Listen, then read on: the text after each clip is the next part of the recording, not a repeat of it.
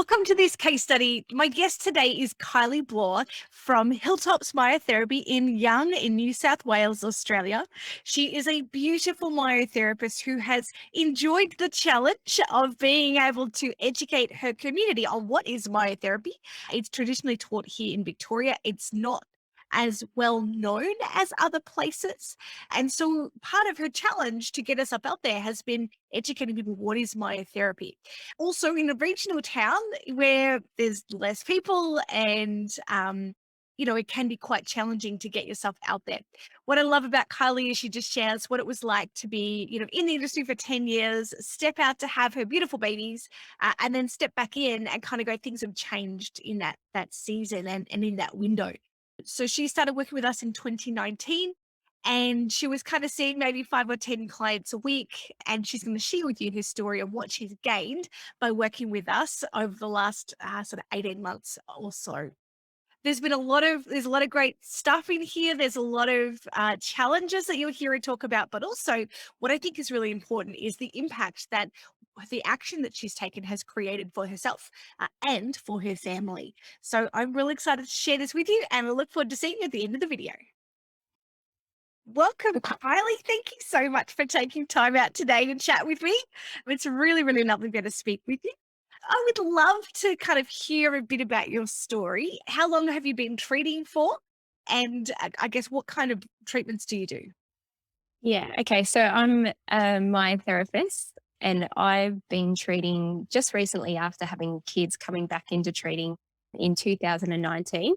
And yeah, I've been treating solidly since then. Prior to kids, I was treating for another sort of 10 years as well to that, and then had a bit of a break to welcome 4 lovely children. And then, yeah, decided it was time to come back into something that I really love doing and love helping people. So, yeah. Fantastic.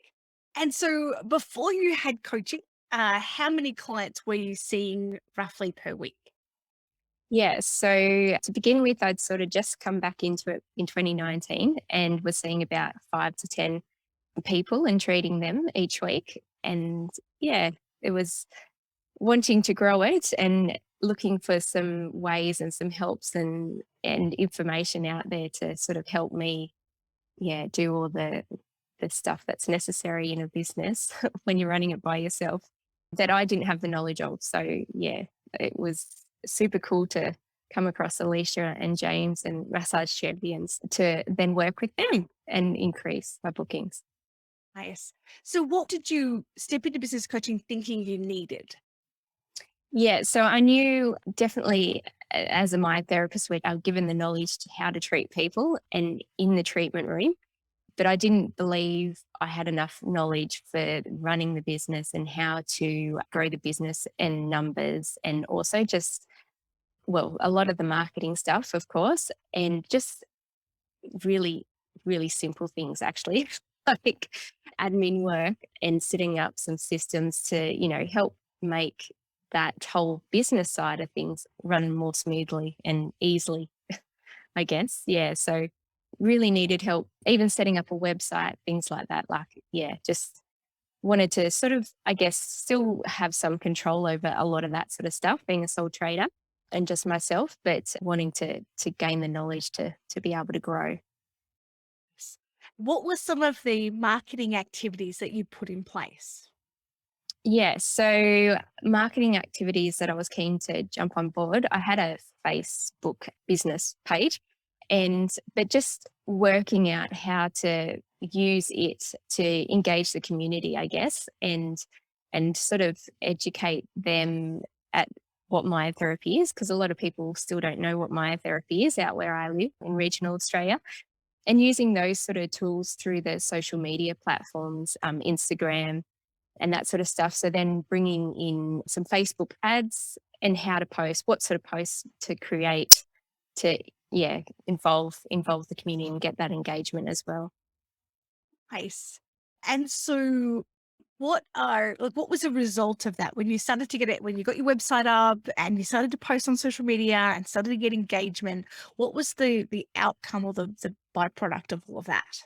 Yeah, yeah. So the byproduct of once I was able to consistently put some information and some posts out on the social media platforms was definitely that our numbers, or my numbers, I should say, grew, and treatment, and just word of mouth as well. Like, it's just with people interacting with those posts, and then, their audience that they are friends with and also see it. So it's just getting that sort of domino effect, I guess, with people being able to see and just have that visual, I suppose, presence in people more than once, perhaps over a course of time, to create that trusting relationship, and then hope that they'll then follow through and come and book in.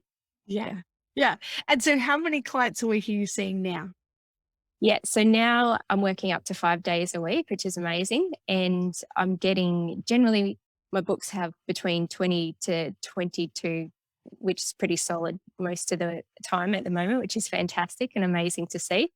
Yeah, it's doing really well. That's awesome. That is amazing. It's incredible to see how those, setting up those marketing platforms has been able to help. And I think that you say something really important to that, in that word of mouth is still present and still there. And it's not just about having one or the other. Because sometimes people think that they either have word of mouth or, marketing, Facebook or websites. However, often what will happen is someone will say, "Oh, you need to go see Kylie from Hilltop Smart, My Therapy." And then they go and search for it online. And if they can't find you, then that referral is often harder to build trust, because often people, we have to build rapport really quickly with a client. Hi, how you doing? Fill in the client history form. We go through it with them and then get undressed, and ta-da, right, now we're friends. Yeah, happy dates. Yeah. So when we can build trust outside of the treatment room, it means when they come in, their trust is already very high, which means their ability to get results is usually quite high as well. Yeah, for sure. Yeah, it's definitely a big process and a big helping hand, I think, for any therapist to be able to gain some trust outside, and have that sort of presence in the community as well. Yeah, for sure. And so for you, now that you're seeing, 20 to 22 clients per week across 5 days, what's been the impact on that for you, for your family? Like, what are you able to do with your family now that you weren't able to do before? Yeah, that sort of brings to our family life more ease into being able to send our kids to a private school. And then we've also looking at, doing more holidays and spending more quality time with the kids and that type of thing.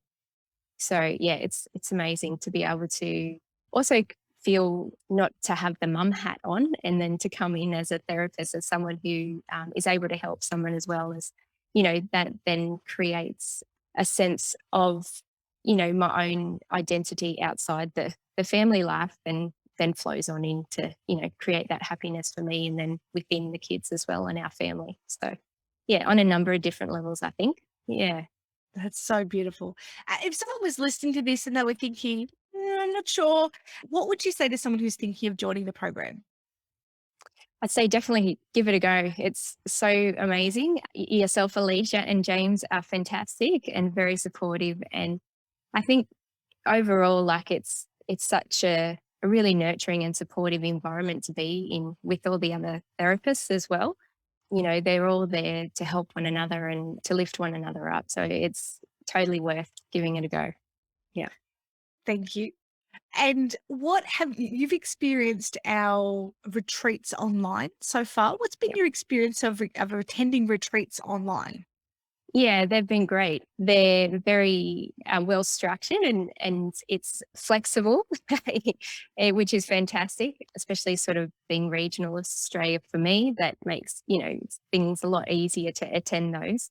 But also the content and the quality of speakers that we have, and the information. Like, I always leave at the end of the day feeling a great buzz, and feeling reset for the next sort of part of the year, whatever that may be, with planning and treating. And yeah, it's amazing. Yeah. Awesome, awesome stuff. And what about so we do monthly planning sessions. Have you found those? Yep, they're gold.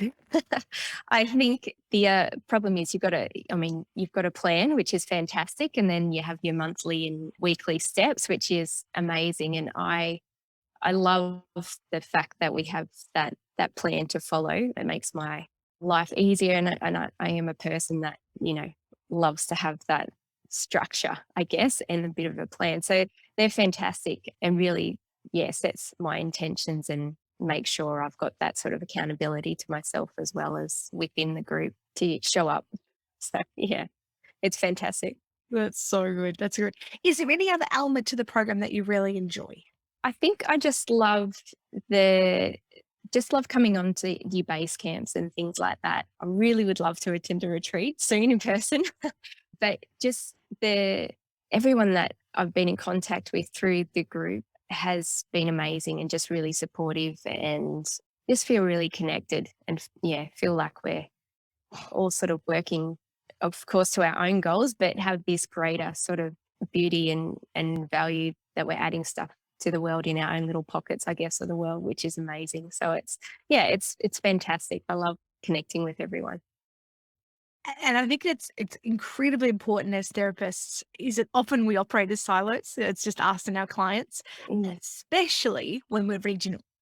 mhm. Because it's harder to connect with other therapists. There's maybe not a lot of other therapists. And if there is, they don't necessarily want to talk to us because we're seen as competition, which I think collaboration is a much nicer word. It's a much more inclusive word. However, not everybody thinks like that. So it can be quite isolating being a practitioner. And especially when we're wired for connection, we love to hang out with people. It's why we do what we do. It's great to be able to have a tribe of like-minded and like-hearted people that, like you said, everyone's on their own journey and doing their own goals, but there's a sense of we do it together. Yeah, yeah, 100%. It's a beautiful thing to be a part of. So yeah. Thank you so much for your time today. It is so beautiful to hear your story and just to be able to see the growth from, 5 or 10 clients a week to now being booked out and extending days and to hear the impact that that's making in your life as a business owner, as a mum, and into your family as well is just absolutely awesome. And so I'm really, really grateful for you for sharing your story today. My pleasure. Thank you. So, if this case study has really spoken to you, whether you found it by intention or by accident, I really trust that what you've heard today will be really speaking to your heart and to your business. And if it resonates and you don't have a call booked with us, please fill in the form below because we would love to get in touch with you and just see if or how Massage Champions could help you create a rocking business to create the impact that you want in your life and in your family and to be able to help you, whether you're a regional therapist, if you're a myotherapist, or even just you really want great support of like-minded and like-hearted people. We would love to be able to connect with you to see if the programs we offer are really going to help to serve you.